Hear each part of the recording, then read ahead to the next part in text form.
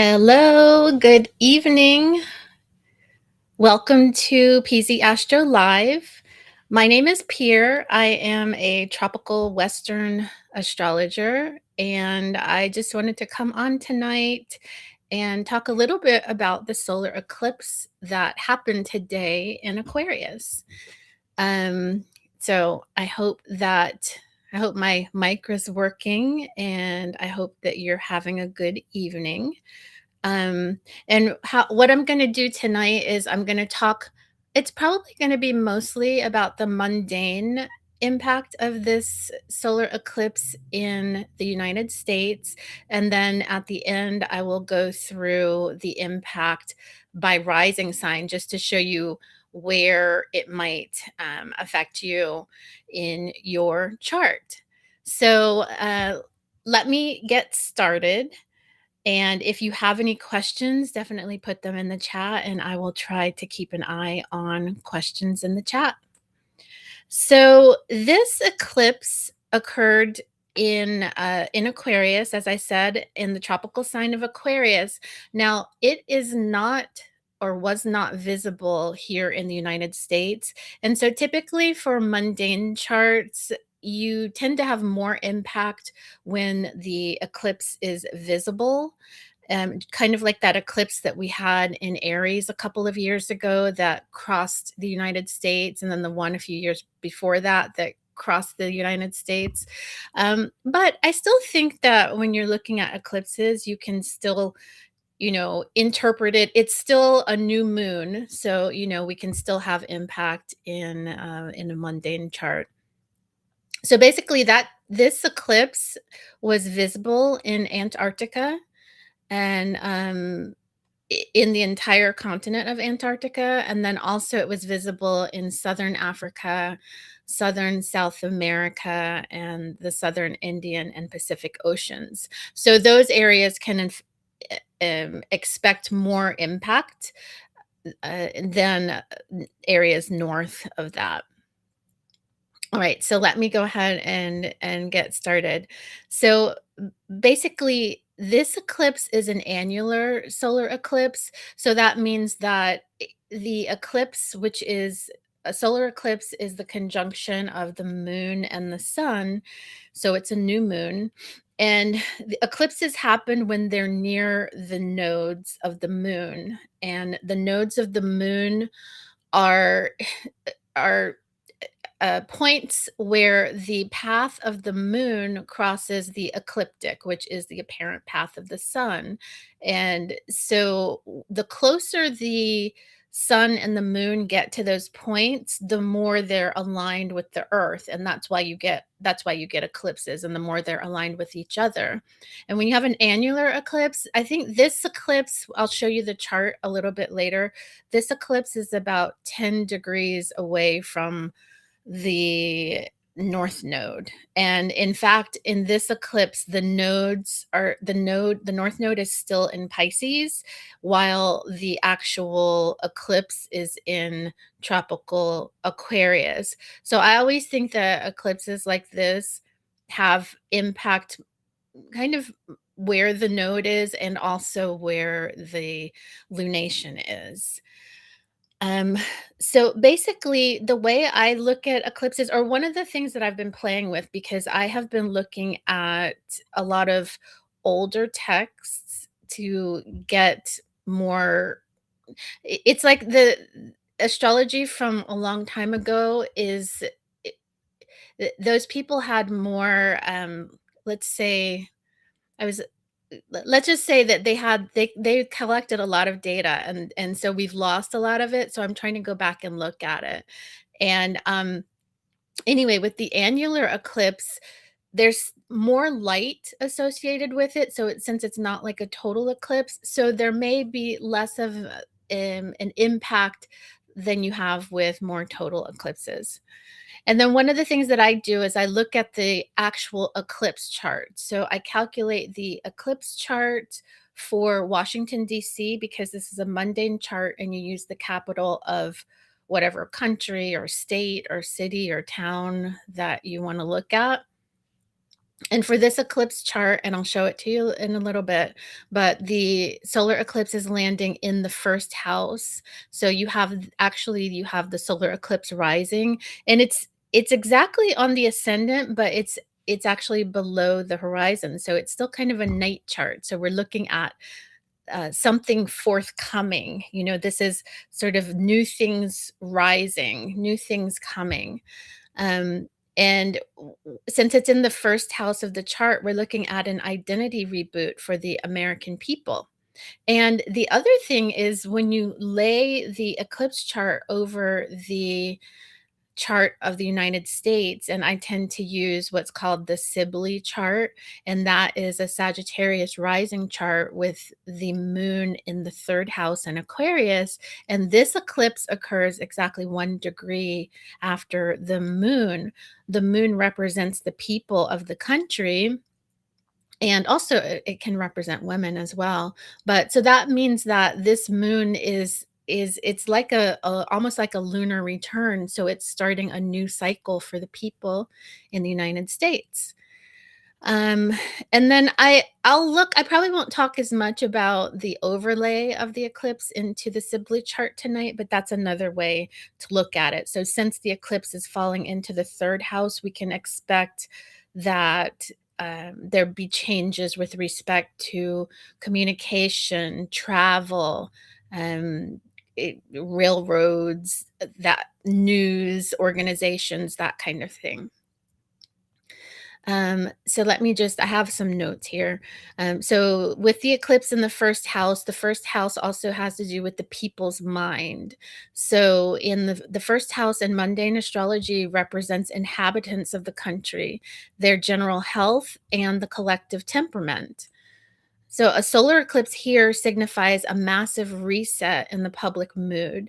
Expect a surge in grassroots movements or a radical shift in how the American people view themselves. The shadow side of this is that eclipses in the first house can also point to national anxiety or public health concerns that demand an immediate change in policy. Here are some of the key mundane themes before I actually pull up the chart. So the first one is the vocal public. So because the eclipse hits the US moon in the Sibley chart, expect a massive surge in public sentiment, grassroots movements, or collective emotional outpourings. What was previously simmering under the surface becomes impossible to contain. So now, because the eclipse is in Aquarius and we use traditional rulerships, it's ruled by Saturn. And you may know that Saturn just recently moved into Aries. So Saturn is actually starting a brand new cycle. And I'll probably do some videos later showing you the declination graph that I've shown before, where you can really see how Saturn is coming up out of the underworld and starting a new, more prominent cycle in Aries. But Saturn is in its fall in Aries, so it has a bit more difficulty in that sign. So that when the ruler is in its fall, it could indicate a bit more difficulties with respect to the eclipse. Um, So let's see. Saturn being the ruler in Aries suggests that the top down attempts in the US to enforce order or new laws will feel clumsy, frustrated, or met with fierce resistance. So one of the next theme is the power struggle, because we have Mars and Pluto in Aquarius, and they're squaring Uranus in Taurus in the fourth house of the solar eclipse chart. And the eclipse is conjunct Mars and Pluto. So, in the mundane chart, this points to extreme volatility in government leadership and the potential for sudden disruptive changes in national policy or infrastructure. And then the final key mundane theme is that relates to infrastructure and technology. As I mentioned, the eclipse falls into the third Sibley house. for the United States, and then also the ruler of the solar eclipse chart is in the third house of the solar eclipse chart. So there is a lot of emphasis on the third house and the first house. Um, Aquarius rules the grid, electronics, the internet, and mass systems. And the square from Aquarius to Uranus in Taurus, and it's exact. Let's see. I don't know. Okay, when I pull up the chart, I see I need to change it, but, I think it's, like, at the exact degree square. So the square to Uranus suggests glitches or revolutionary breakthroughs that force the nation to rethink how it handles data, AI, and collective energy.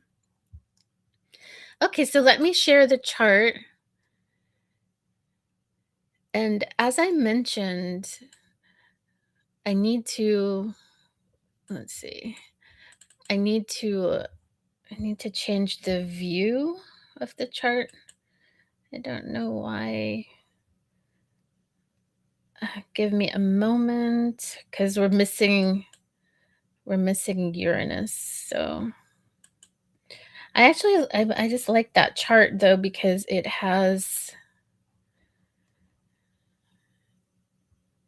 oh no, not that one. I call myself preparing. We'll just use this plain chart. I wanted to show the Egyptian terms, but we'll do it this way. Okay, so here's the chart. You can see, wait, we've got the ascendant here in Aquarius, and it's so the actual eclipse is at 28 degrees and 49 minutes. I think there's different calculations. Like in my other software, it's at a slightly different time. So it's unfortunate in this case because the ascendant is at 28 degrees 42 minutes here, which makes it a night chart. And in my other calculation, it makes it a day chart. So um yeah, that's kind of unfortunate, but you can see here where we have Pluto and Mars also in the first house, and then you can also read them as in the 12th house, like if you use quadrant houses like Placidus or Campanus or something like that, which would mean that you would have sort of issues of aggression and change and destruction that are in the 12th house, sort of hidden things that may be coming against the country, or that actually may be revealed in this. So let's see, what do we have here? So Saturn, the ruler again is Saturn. It's in the third house in Aries at 0 degrees. So the 0 degree mark is of Aries is actually, they call it the Aries point, and it's a really impactful point in a chart because it's coming up out from below the horizon, and it's the first degree in the new, more apparent transit of a planet. And 0 degrees is often like not bound by the past and sort of also not bound by the future. So there's a lot more freedom in what the planet can do. Now, again, and I'll talk a little bit more about Saturn's fall later, but Saturn and Aries can be a little bit more difficult than say even Saturn in Pisces that we've just gone through. So Saturn in its fall in Aries signifies a government that well, I have this note, impotent and weak. In some ways, yes, it could be like that, but I'm going to pull out this book. Um, I have this book. Let's see, I don't know if we can show it. It's called Using Dignities in Astrology. It's by Charles Obert, Almaton Press. This is a good book if you're if you're wanting to understand dignities like you know, planets in detriment, planets in fall, and exaltation. And I do have it linked in my Amazon store and in my bookshop.org store. So if you're interested in that, you can go to my profile and find my links. Um, but basically, so a planet in fall, one of the things that this book says is that a planet in fall is not listened to, not respected, in disgrace. It connotes a downfall, slavery, servitude. So it's basically not respected. It's opposed to its best position. So in some ways, Saturn, Saturn can represent organization, the actually even in some ways the government and structures. So in some ways, these things are not going to be respected. Or let's say Saturn in Aries, its regulation for that fiery Aries may not be respected. But in some ways, Saturn and Aries is can be a little bit of a hold on forward action or impulsive action. So anyway, so that's something to know, that this eclipse is ruled by a planet that's in its fall. And if indeed, as I showed you here, if indeed the eclipse, by just a few minutes is a night chart, then Saturn actually becomes worse. But like I said before, in my other calculator, it calculates for DC the eclipse is in a day chart. So I'm not sure. Anyway, let's move on. Because Saturn in this solar eclipse chart, so again, if you're just coming to the stream, when I'm looking at solar eclipses or any transit for a mundane chart, I will do just the chart itself can represent what it means for that jurisdiction, basically. And then you can put it over top of the birth chart of the country, which I'm not really going to do so much tonight. But anyway, in this solar eclipse chart, you can see that Saturn falls into the third house here in Aries. And what that can bring is communication blockages. Um, and let's see, there can be frustration, and that can show up as unsatisfactory states of affairs in national communication, infrastructure, and domestic travel. So I mentioned the other planets in the first house, and again, the first house relates to the people and the general welfare. And I'm talking about the United States. The first house represents the nation's inhabitants as a whole, their disposition, health, and general welfare. The sun and moon, which is the eclipse at 28 degrees in Aquarius, indicates a massive reboot or change in the condition of the common people, because it is a solar eclipse in the first, it denotes national problems that give rise to anxiety and potential changes in the public temperament. We also have Mars at 19 degrees Aquarius. And Mars in the first house is generally not that great a position in a mundane chart for the people. It can denote discontent, strikes, riots, a potential ill health among the populace. And especially, if you have a Saturn ruling it in its fall, it could be that. Now, Saturn does have a Ptolemaic aspect to the eclipse, and because it's in a sextile, so that can mitigate a little bit the condition in fall. And then we also have Pluto at 4 degrees of Aquarius, and Pluto is associated with group activities in mundane chart, and that can bring drastic implications. Pluto's presence in the first suggests that collective decisions or compulsory cooperation will fundamentally alter the national identity. Okay, so that is sort of the introduction.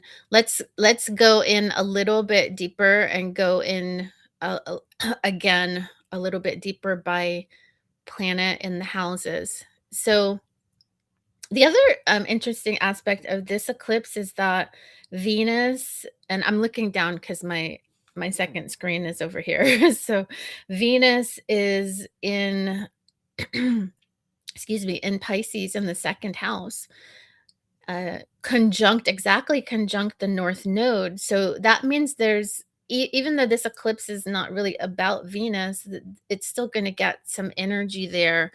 And when you have a planet exactly conjunct a node, that kind of activates and brings more energy. It's actually, sometimes it can be too much, but it'll bring more energy to the meanings of that planet, Venus.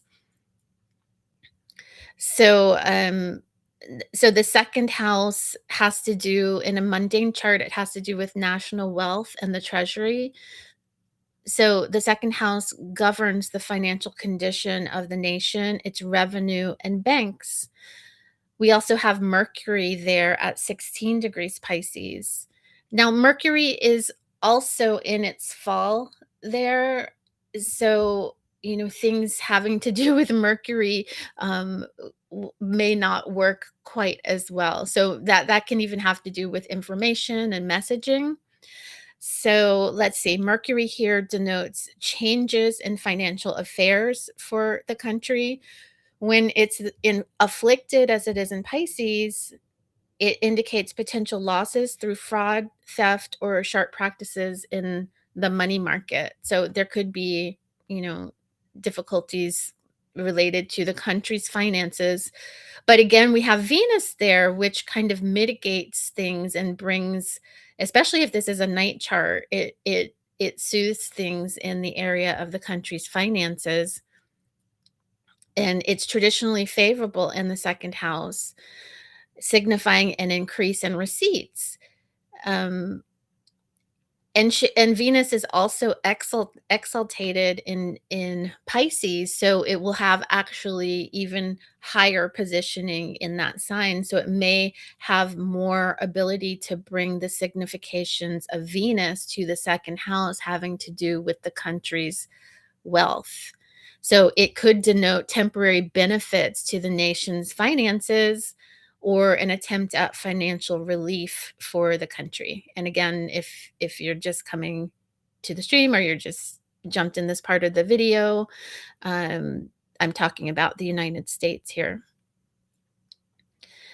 So let's move on to the third house. Again, the third house has Saturn and Neptune almost conjunct at 0 degrees. I mean, they're both at 0 degrees. The final conjunction doesn't happen until, I think it's Thursday. I'm planning a video on that because that's a pretty significant change for, well, the world, now that Saturn and Neptune are conjuncting at the first degree in Aries after a very long time. Um, so the third house has to do with communication and infrastructure. And again, Saturn is ruling this eclipse. So that means that this eclipse will have a lot to do with communication and infrastructure. The third house rules over railways, postal and telegraph services, and literary things, like also like the media. Um, Saturn at 0 degrees is it's in an unfortunate position that can denote accidents, losses in railways and post office, and a general unsatisfactory state of affairs in communication infrastructure. Neptune there can bring there at 0 degrees Aries can bring secret movements, plots among employees, mainly employees in those industries, communication and transportation industries, or cases of fraud and swindling related to transportation and the press. Oh, Chiron is also there, in the second house, or in the third house rather. It can suggest critical vulnerability in the nation's communication or local travel systems. Okay, and then one of the other significant aspects of this eclipse is Uranus here in Taurus of the eclipse chart. So Uranus at 27 degrees of Taurus is squaring the actual new moon of this solar eclipse. It is the eclipse is separating from Uranus, but it's still close enough that it would have an impact, but it might just be sort of like the results of, what's already been going on with that square. Um, so planets in the fourth house have to do with land and the opposition party, land, agriculture, and the political party that is out of power. So Uranus is not the best influence in the fourth house. It denotes trouble for water and utility companies. That it can bring mining disasters, explosions in public buildings, and that's the other thing with Saturn in Aries, or is it Saturn? It might be Neptune in Aries, can be associated with a lot of fires. So with Neptune and Aries now, we might be seeing more fires in the US.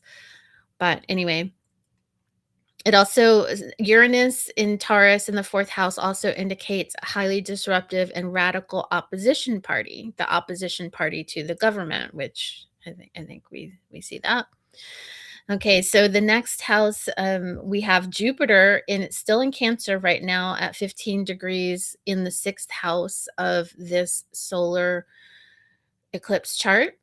And so planets in the sixth house have to do with health, the workforce, and labor and public health. The sixth house governs laboring people, employees, including military, police personnel, and also stored grain. So Jupiter in the sixth typically benefits public health and the condition of the working classes. In Cancer, it may indicate successful measures related to food supplies or labor benefits. Um, and so that could be good. Jupiter is also ruling the second house related to finances. And remember, we said that Venus is also there. So it could be that maybe even the income coming from, or that is developed for the US is going more to the workers, or something like that, or maybe the works are producing more income. And since it also has to do with public health, Jupiter there can be a healing factor for the health of the people. And then the other thing in this solar eclipse chart, the last position that I'm talking about, is that the MC, and because I use whole sign houses instead of quadrant houses like Placidus, so but the MC does float between the houses. So in this case, the MC is in the 11th house. The 11th house relates to legislatures and the allies of the country. It can represent parliament, Congress, and ambassadors sent to foreign countries. So at 12 degrees of Sagittarius, the MC places focus of the administration, so that like the president, on legislative activity and international alliances.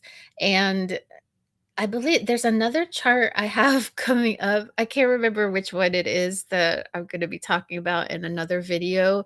There is there is a stellium in the 11th house. So I think at least over the next year, we'll see a lot of activity with the legislature. And we see it in this this solar eclipse chart and in that other chart that I'm thinking of. It could be, I'm not going to guess, but it's something I've been looking at. Okay, so let's see what do I have next? If you have any comments or questions, go ahead and put them. I should be able to see them here. I'm streaming on Restream, so just let me know. Okay. So what I talked about it before, but I'm gonna talk a little bit more about this square between the eclipse at 28 degrees of Aquarius in the first house of the solar eclipse chart and Uranus. So because that's very significant. So usually squares will bring in it's like a conflict. There's a tension there. And in this case, well, let me just go through my notes. Um so the square between the sun in the first house and Uranus in the fourth house is a critical aspect of national tension and structural instability. Here's the dynamic of the square. There's a conflict between the people, that's the moon in Aquarius. And again, this eclipse occurs conjunct the moon in the United States Sibley chart. So this, like I said before, is a restart for the people of the United States. And also in this solar eclipse chart, you can see that there is conflict between the people and the opposition party. The sun in the first house represents the general populace, their health, and the current disposition. Uranus in the fourth house represents the opposition party to the government, as well as the land and agriculture. A square between these houses indicates a tug of war where radical political activities or disruptive movements from the opposition aggressively challenge the general welfare and safety of the people. And so let's now talk about infrastructure and foundation risks. That's the fourth house concern. The fourth house governs the physical land, buildings, and basic utilities. Uranus here can be an especially evil influence. Those are words out of the old texts that I'm using and studying right now. It can denote serious trouble for water companies, mining disasters, and explosions in public buildings. The square to the sun suggests that these foundational disruptions directly impact the public's daily life and health. Traditionally, the cusp of the fourth house is used for prognostications regarding earthquakes.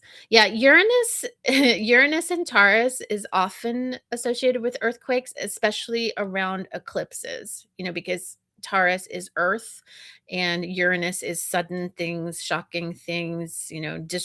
Disruption. So that could be something. And these eclipses can have effect for six 6 months to a year, and especially a fixed rising sign chart like this one is, it's Aquarius rising, can have longer lasting effects. So like I said, Uranus is a planet of sudden disruptive change.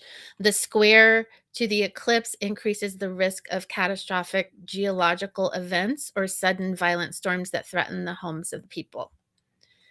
Now, one of the things that I noticed is that this square is a separating square. So what that means is this new moon eclipse, this new moon, the sun and the moon are at 28 degrees of Aquarius square 27-degree Uranus. So that means since they're at 28 degrees, they're already separating from Uranus. And a a lot of times when an aspect is separating, that can mean that the event has already happened. It's you're not coming into the event, it's more like the after effects of the event. So let's talk a little bit more about the interpretation of the separating square. So again, Uranus is at 27 Taurus and the sun is at 28 Aquarius, making the aspect separating. In mundane astrology, heavy aspects in the sky have influence while they are forming and while they are separating. A separating square often represents the fallout or the immediate implementation of radical changes that were triggered just before the eclipse reached its peak. The effects of a solar eclipse are said to last as many years. Oh, I already talked about that. So this can bring abrupt changes in policy. So separating aspects of Uranus often coincide with the public realization of abrupt changes in administration policies or sudden turns in national affairs that cause the people anxiety. So there's a lot of that kind of stuff going on right now. Let me just take a sip of tea.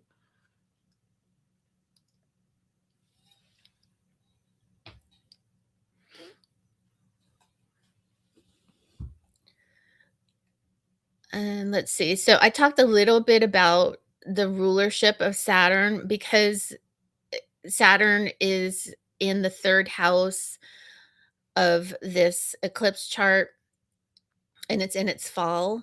It suggests that the government's ability to manage the disruptive Uranian energy in this square to the new moon is weakened, and it could lead to an unsatisfactory state of affairs and potentially serious troubles in national communications or local infrastructure. So, again, you know, phone, internet, roads, travel could be impacted. And especially because Mercury is also in its fall.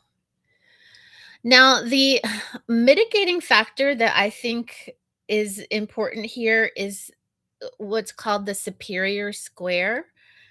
And let me talk a little bit about that. So, in mundane astrology, a superior square, it's one where a group or where a planet or group of planets occupies the 10th house position relative to another. Signifies a position of command and capture, allowing the superior planets to dominate the narrative and outcome of the aspect. So basically, in this square, if this is Uranus, this is assume pretend like this is the first house. So then you go 12, 11, 10. So all of these planets, the sun, moon, Mars, and Pluto, are in the 10th house position compared to Uranus. And that would mean that they are in the superior square. So they kind of have a bit of the upper hand. This doesn't take into consideration degrees or separating or anything like that. It's purely a position based technique. So here's an interpretation of that. The grouping of the sun, moon, Mars, and Pluto in Aquarius in the first house sits in a superior 10th house relationship to Uranus in Taurus in the fourth house of the eclipse chart. This exalted center positioning indicates that the collective will of the people and the immediate national identity in the first house will ultimately override the disruptive efforts or radical agendas of the opposition with that Uranus in the fourth house. Despite Uranus being a planet of rebellions and disruptions, its inferior position in the square means its radical influence is captured or forced into a supportive role for the nation's primary direction rather than successfully subverting it. Saturn in its fall, let's talk about Saturn in its fall. While the superior square grants dominance to the populace and the leader, the management of this transition is hindered by Saturn at 0 degrees Aries in the third house.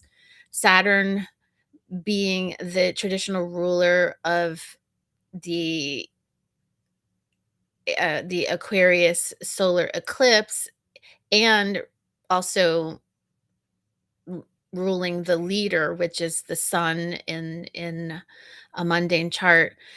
Its position in its fall signifies a government that is impotent and weak in enforcing traditional order or managing the complex structural changes required or resulting from the eclipse. Because Saturn rules or is in the third house in this chart, the frustration specifically manifests as unsatisfactory states of affairs in communication, infrastructure, and domestic travel. The government may struggle to effectively message its dominance to the people. And let's see.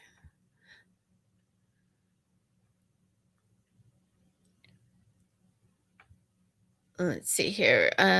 So the mundane outcome, there could be sort of a ready or not leadership. The interaction between the superior square and the debilitated ruler creates a specific historical tension. Mandatory cooperation. Pluto's presence in the superior position suggests compulsory cooperation or group action with drastic implications that the public is forced to accept. And then there can be triumph through ambition. Mars in the 10th house relationship to Uranus indicates that despite organizational difficulties as a result of Saturn being in fall, um, there could be forceful and aggressive. There could be a forceful and aggressive tendency in national energy that pushes through obstacles. Ultimately, the superior position ensures that the soul level new beginnings initiated by this eclipse will move forward, even if the legal and logistical framework represented by Saturn feels broken or chaotic. Okay, so that is what I have for the mundane analysis. And then let me quickly go through, it's really going to be quick to go through the rising signs. Um, If you have any questions, let me know. I don't know if that was too dry or not, but anyway, I find it I find the mundane stuff interesting. I'm doing more study on it. Before I get to the rising signs, let me just tell you a little bit about some of the things that I offer.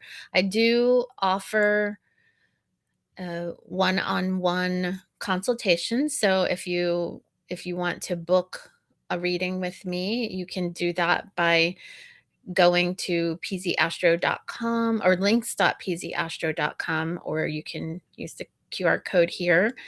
And these are done on Zoom. And let's see, I also these are pretty neat. I'm gonna do maybe some more videos on these astrology flashcards. You can either do, get those nice pretty cards, or you can make your own flashcards. I do have those.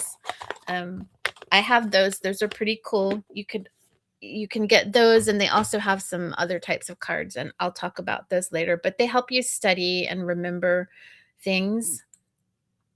I also have a lunar node transits email course that you can get, and this if you use this link in the stream, you get a $10 discount on that. And again, you can find all the links at links.pzastro.com. It's my stand store links.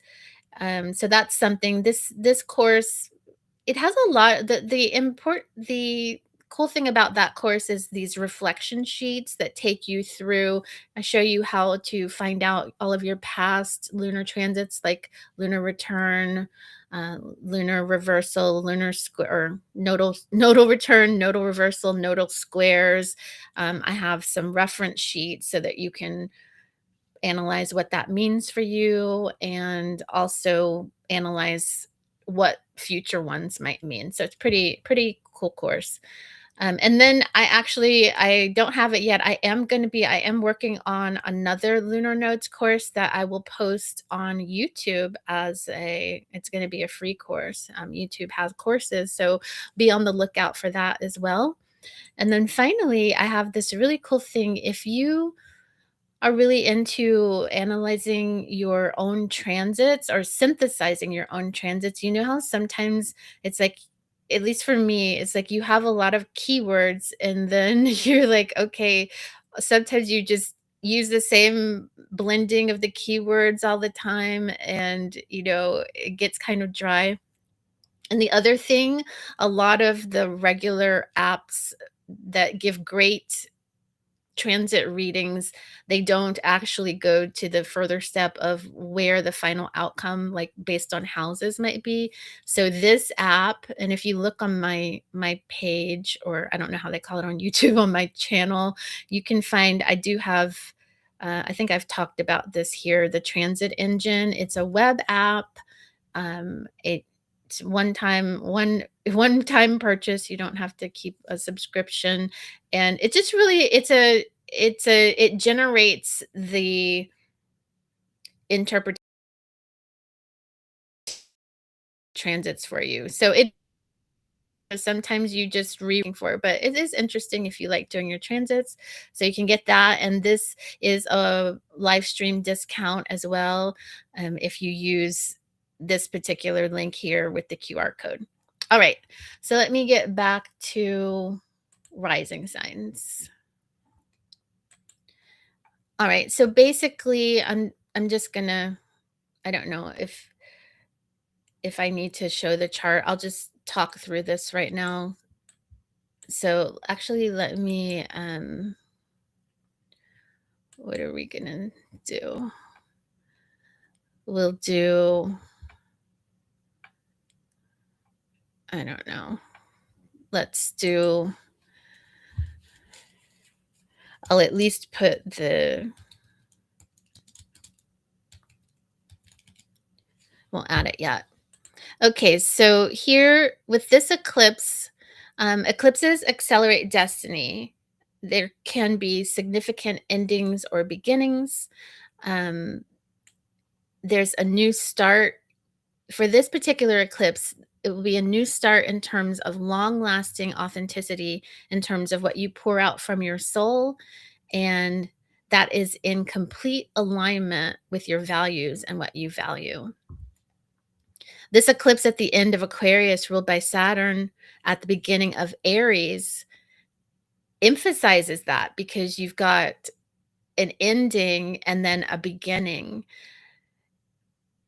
You'll you'll probably want to rush ahead, but Saturn may frustrate your efforts. But there's still an opportunity to build your dreams in a solid and long-lasting way if you take the time to make it good, not only for you, but for others as well. Okay, so let's start with Aries rising. And this is going to be really quick. Oh wait, it's not showing my asset folders. Why won't it show? Oh, there it is. Okay, so Aries rising. There could be a major shift. Oh, the eclipse happens in your 11th house, having to do with friends, groups, wishes, and technology. Well, technology because it's Aquarius. There could be a major shift in your social network and long term aspirations. Allies who no longer fit your authentic path may exit to make room for a quantum leap in group collaboration. And then what happens is that's their 11th house. So there could be some, because of Uranus, I think it's important to, because of Uranus, there could be something that happens with respect to your money, Aries rising, that causes a change in your friend group. And then this may also, because Saturn is ruling it, it will impact your 11th house and your 10th house. And that's coming from, so it's kind of complicated. It's coming from your first house. So there may be things that you do that may um, impact your your friends, your work, and your money. And so you may be, changing your networks in that way. Okay, so that's Aries rising. Let's do Taurus rising. Forgive me for this, but I also am going to break up these and post them separately. So I just want to make sure that I'm showing. All right, so Taurus rising. This is happening, the eclipse, solar eclipse in Aquarius is happening in your 10th house, related to career, reputation, your public status. Um, there could be a sudden change in your professional status or your life direction. The superior position of this eclipse suggests you are ready to capture a new career path, even if it feels unpredictable. So, again, if this is happening in your 10th house, there could be some change that you make, something that you do to liberate yourself as how you want to go through the world that impacts your career. I'm saying this because of Uranus is actually finishing the transit in your first house, which you've probably changed a lot over the past many years with Uranus in your first house. And that finally now may bring the change that you're looking for in your career. And maybe you also uh, go through more classes or something. And also, you connect with people in your network, or you sort of cut through what's going on, and you're also releasing with Saturn having been um or going into your 12th house. This is time where you're kind of releasing these things that you do to sabotage yourself, and this will help you in this new career path as well. Okay, so that's Taurus rising. Let's do Cancer rising.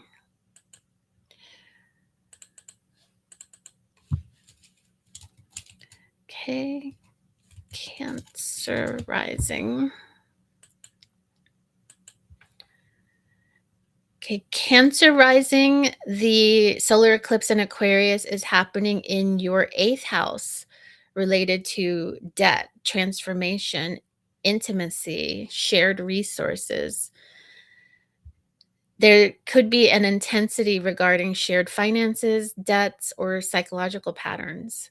Uncomfortable truths about financial or emotional deals may emerge, demanding a drastic realignment. And Cancer rising, that being in your 8th house, there could be some change in your friends groups that brings around these financial changes, or your networks, or political party, or something like that, that has to do with money. You may be doing some therapy or psychological work, or investing in something. So these changes could come somewhere from your friend groups. All right. Leo rising. That would be me. I am Leo rising, and I am ready for change. I'll take it. I'll take it. Okay, so Leo rising, this is happening. The solar eclipse in Aquarius is happening in your 7th house of partnerships, marriage, contracts. There can also be legal matters, open enemies. So, Leo rising, relationships are the focus. The eclipse turns on the lights at the end of the party. You see clearly who your partners really are, and align only with those who support your future vision. So, because that's in your 7th house, you have maybe some sudden change finally after all of these years with Uranus in your 10th house messing up your career and your reputation. Something changes there that may cause a change in your relationships, or maybe it helps you find a new partnership, or some sort of innovative partnership, or business relationship. So that could happen for you, Leo rising. All right, let's move on. Let's move on to Virgo rising.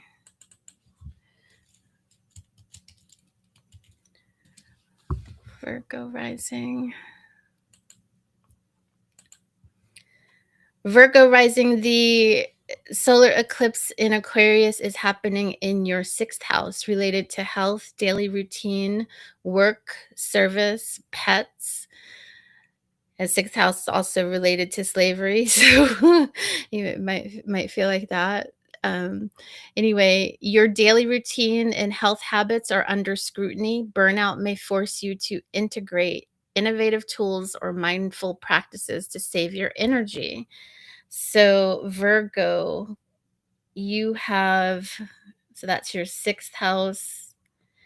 So there's something, maybe some sudden thing happens from, maybe it's from your church, or some foreign thing, or from, maybe you're in college and something changes there, or so maybe you're studying something, some divination, something that has to do with your beliefs changes what you do for your daily routine, for work, for your health. So maybe something comes from that area and changes for you. All right, let's go on to Libra rising.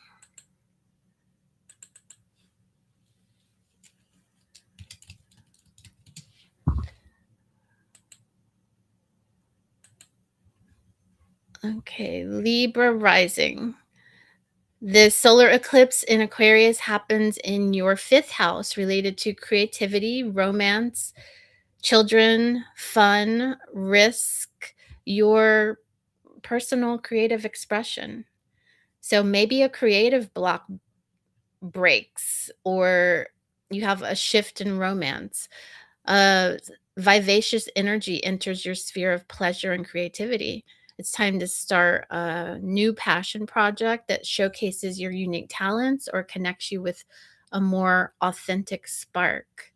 And so, okay, Libra, the change may have to do with your investments. Maybe some investment change allows you to focus more on your passion project, or maybe that, leads to more romance somewhere, because Uranus is in your eighth house and it's been there for a while. So there may be sort of a final thing, because Uranus is about to leave every, and for every rising sign I've talked about, Uranus is about to leave that house of spark. So on its way out, it's going to get more intense, and this is when this thing can happen for you, related to this eclipse season. Okay, let's move on to Scorpio.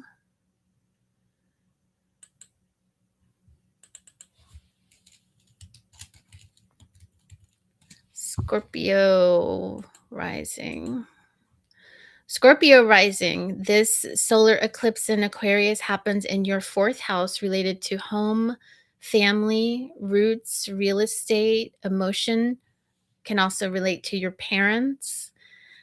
The focus is on the home and family roots, major domestic changes or realizations about family security.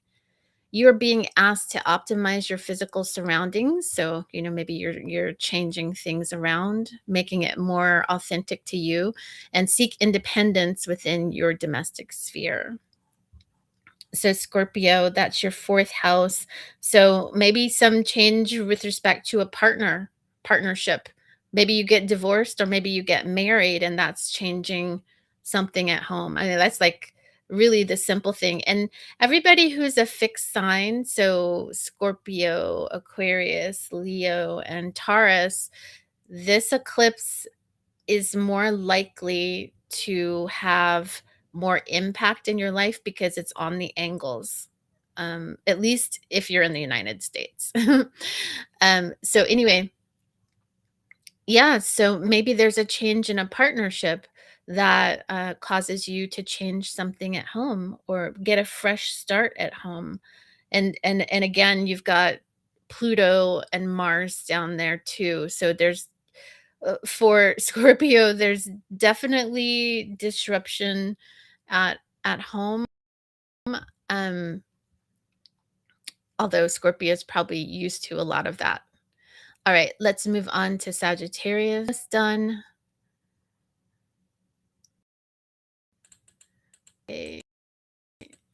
Uh-oh, I computer is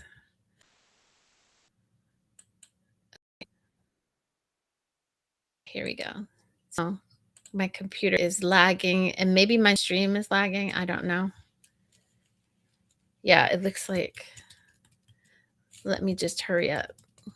Sagittarius.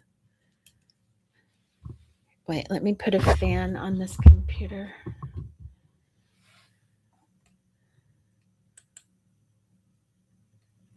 Okay, Sagittarius rising.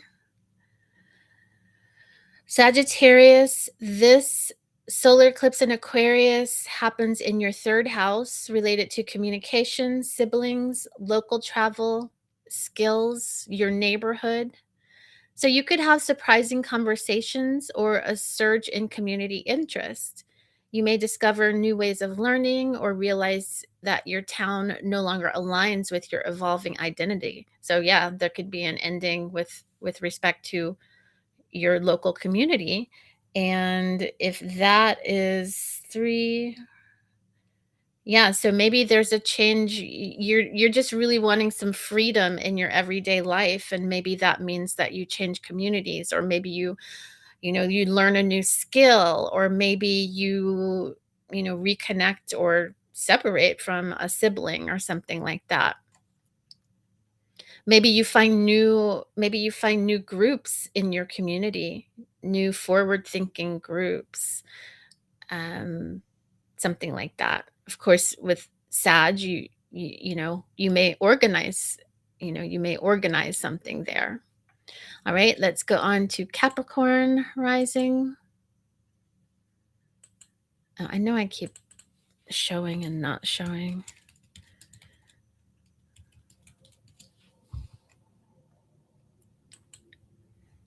Okay, Capricorn rising. This solar eclipse in Aquarius is happening in your second house related to money, values, possessions, income, your self worth, basically.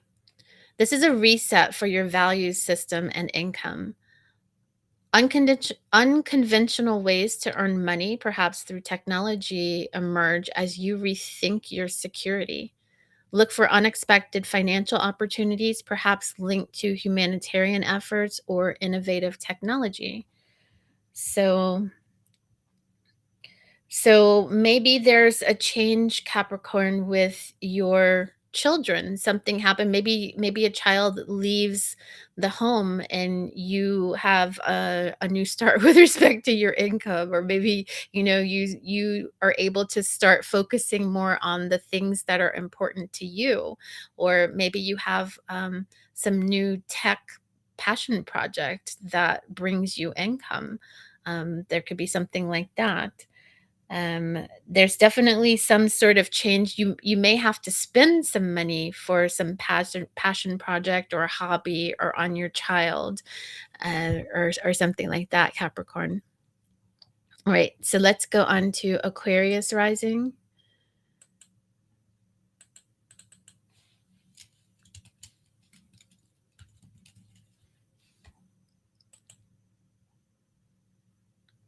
Okay, Aquarius. Aquarius rising. This solar eclipse in Aquarius happens in your first house related to self, identity, appearance, and new beginnings. This is a defining moment for your personal direction. You are shedding an outdated identity to become a commanding figure in your own life. Authenticity is your only requirement.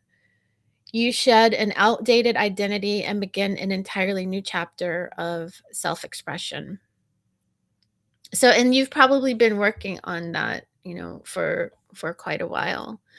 Um, so Aquarius first house, again, there can be some sort of change at home, um, that causes you to change how you go about doing your life. Or maybe there's something that happens with your parents, or maybe you find something out about your past and that makes you feel like a different person. Also, Aquarius rising, when you have a lunation, an eclipse in your first house, be sure to look, or take care of any health needs because the first house does relate to your body.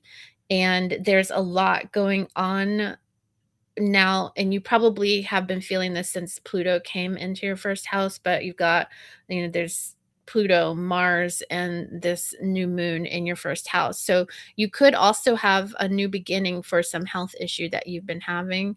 Um, but I'm not seeing so much that with this, but there's definitely some change at home related to how you change for yourself.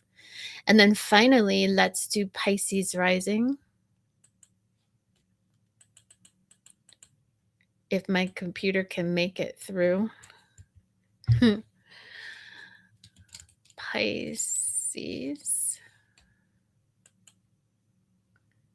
Or pieces. I always see people misspell it pieces. It cracks me up every time. I have a Pisces moon, so it's extra funny. Okay, anyway, Pisces rising. This solar eclipse in Aquarius happens in your 12th house, related to the subconscious, endings, spirituality, hidden things, things that you do to undo yourself, things that you do to sabotage your own self.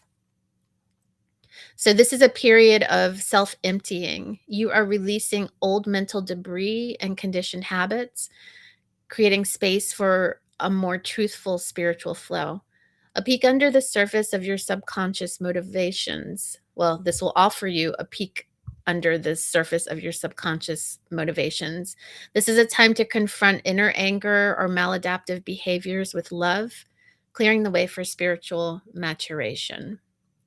So there's a lot going on in your 12th house right now, Pisces. And let's see. Yeah, so you could have some changes maybe going on in your own neighborhood or with a sibling, or maybe there's something that you're learning, or maybe you're writing something, and there's allows you some changes with respect to your subconscious and your connection with spirit. So really, Pisces, more than ever, this would be a time, especially with Pluto just now going into your 12th house, kind of potentially digging up a lot of things that you haven't looked at. Um, this is just a time for you to do something different. That's what 12th house is, it's a break from the pattern, because it is the end of a cycle in the 12th house. And so the more that you rest, of course Pisces knows about doing that. The more that you rest and take a break, or do something that spirit tells you to do, that is in alignment with you, the better that this transit, and the transit of Pluto, especially going through your 12th house over the next 20 years, will be. Okay, so I have made it through all of the mundane and the rising sign implications for the solar eclipse in Aquarius. I hope it's been interesting for you. I am going to start doing more live streams, but give me some grace, because I am actually on the tail end of a progressed balsamic moon, and I am finally kind of getting geared up again. So I'll probably just start. I probably won't have a schedule at first. Um, and then I will probably work into a schedule, but I'm going to start doing more. You can let me know, what you want me to talk about. But just take away that this eclipse is an invitation for you to see the outdated system that you've been operating in, that we have all been operating in, and we can now choose innovation over an ego driven reaction. So, with that, if no one has any questions, then I am going to say goodnight, and I will see you soon. I do have, let me, before I go, let me tell you what I have coming up. I do have some things coming up on Erica Kirk and Candace Owens that I've been working on. I plan to talk about the Saturn-Neptune conjunction, and those are the main things right now. And let me tell you again, that you can book a private consultation with me. Um, you can get these cool astrology flashcards. Oh, I didn't mention that you can use code PZ Astrology Rocks, or you can use code, I don't have it on there, but you can use code PZ Astrology and get 10% off of the purchase. Also, because they are in Canada, and it's two sisters who made these cards in Canada. You can also, because of shipping, you could, instead of using this code, you can use the code free ship, FREESHIP, and get up to $15 off of shipping, and that might actually work out better for you than 10% off. Again, I have the lunar nodes transit email course and my transit engine, which I hope you check out. I think it's fun. It's fun to use if you like to look at transits. And that will be it for tonight, everyone. I will see you soon. Have a good night.